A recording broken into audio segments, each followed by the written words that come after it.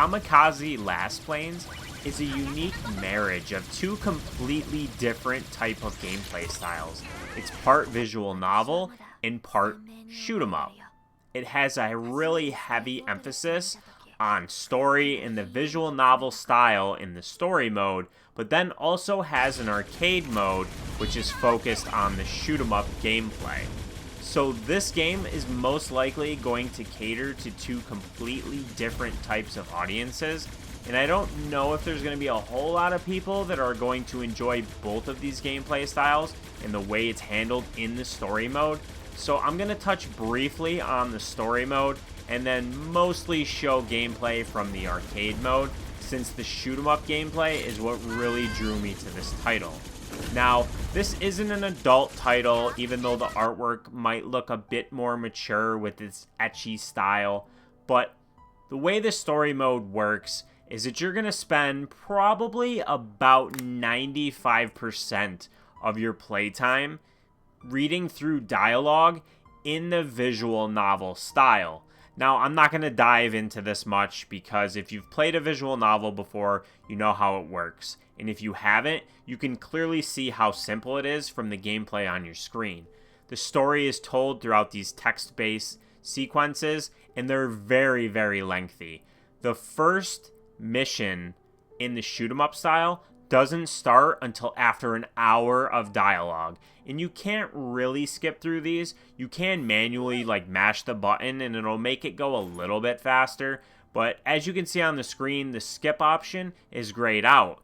And the reason it's grayed out is because you can't skip through the text into the sections where you choose from a few different options until you've played through that dialogue at least one time before.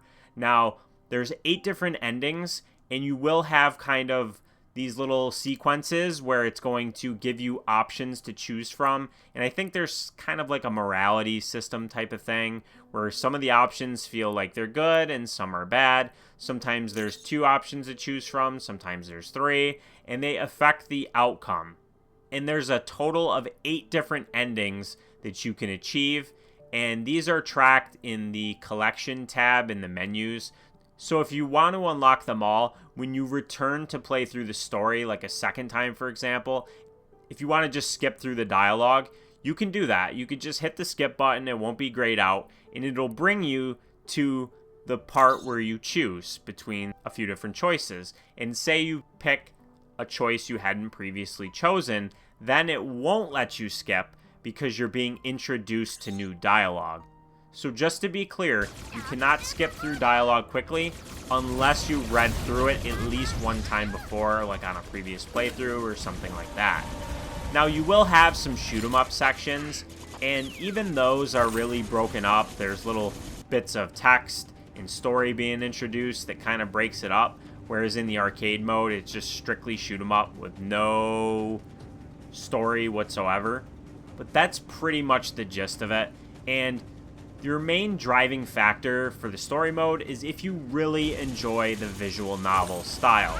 If you don't enjoy visual novels and being told a really lengthy and elaborate story, you're not going to like the story mode because it takes incredibly long for you to finally get to the shoot 'em up sections. So I think the story mode is aimed at people that enjoy visual novel style games. That is the core audience for the story mode. Now, with that said, there is an arcade mode, and I played through and beat the arcade mode, and when you clear it, you unlock a second character, so you have a little bit of variety there where you can play through it a second time and it'll be completely different.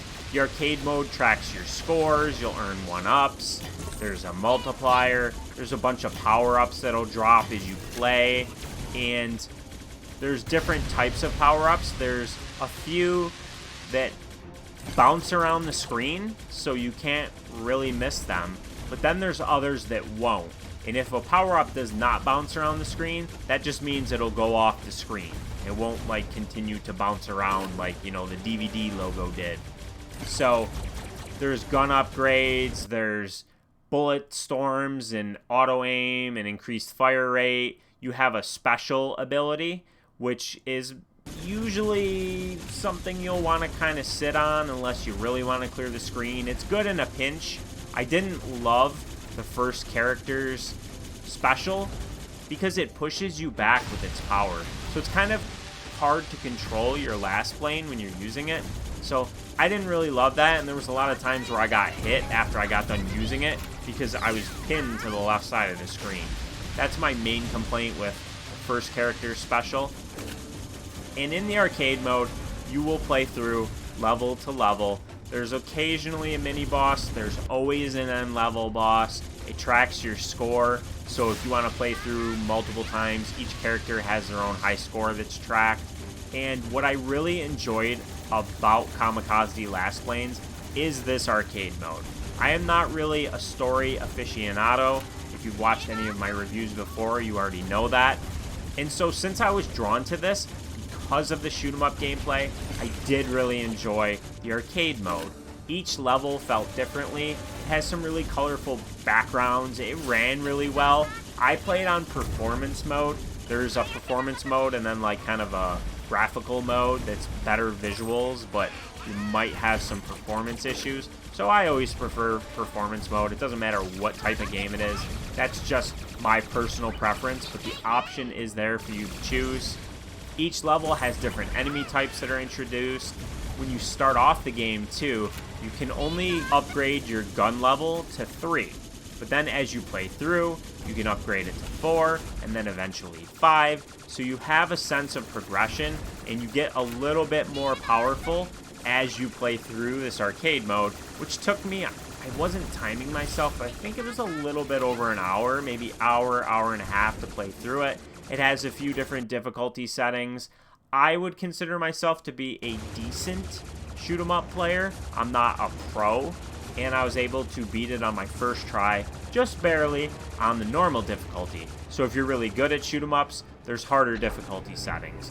If you are a novice and you just really want to have a good time, not have a really stressful experience, there's also an easy difficulty setting. And everything about the arcade mode was really enjoyable. The shoot 'em up gameplay was fun. I enjoyed the boss fights. They each had like their own kind of unique personalities, in that some had weaknesses that you needed to exploit in order to do damage. There's a lot of different bullets and projectiles that fly at you. There's pink ones, which you can only destroy in certain situations, but then there's orange ones, which you can destroy with your bullets. So kind of navigating through these like bullet hell style projectiles was enjoyable. And it was really fun to use the different power-ups, the shields, the drones, the auto-aim, all that sort of stuff, and grab it when I saw the need for it most. And this was really fun to me. Like, I really and truly recommend playing through the arcade mode if you enjoy the shoot 'em up style.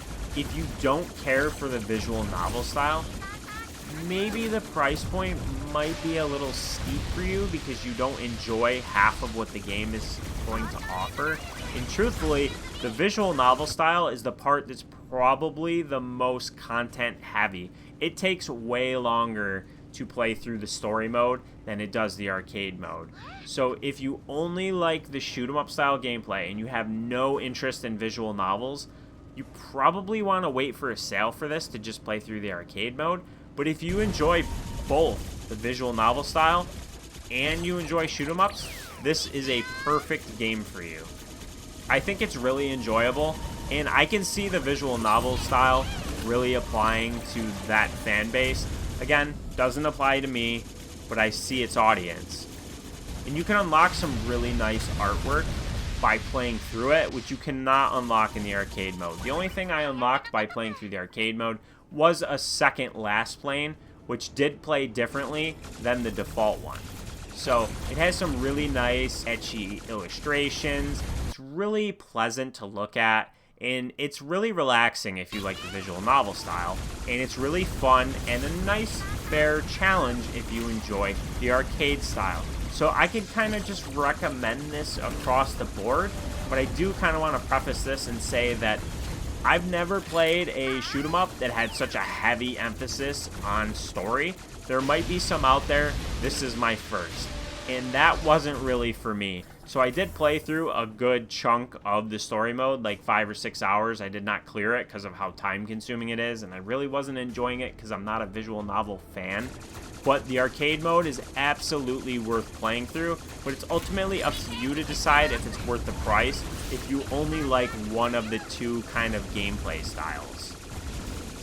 I know this was a bit of a convoluted review. This was a really different game for me to kind of cover because of how different the two gameplay styles are, and it's kind of a unique marriage of the two. But I hope you found this video helpful. If you did, please like, comment, subscribe. If you have any questions, please let me know, and I hope to see you on my next video. But until next time, have a good one.